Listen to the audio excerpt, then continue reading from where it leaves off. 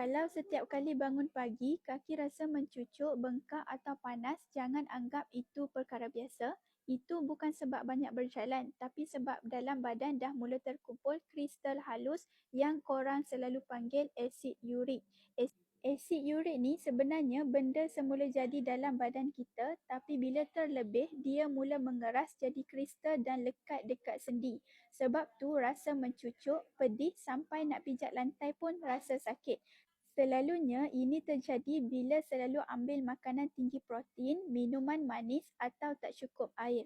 Mula-mula rasa ringan je, tapi lama-lama sendi makin ketat, kaki mula berat dan pergerakan dah mula tak selancar dulu.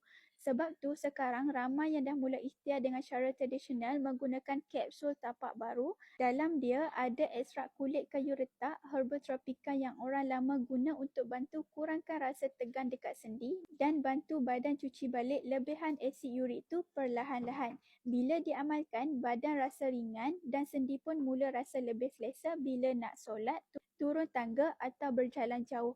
Kalau korang pun tengah alami benda yang sama, kaki berat, sendi mencucuk atau gerak pun dah mula tak selesa, boleh cuba ikhtiar dengan tapak baru ni. Sekarang tengah ada promosi khas, jadi tekan saja di link di bawah yang saya sediakan. Badan dah bagi signal, jangan tunggu sampai sendi betul-betul menyerah.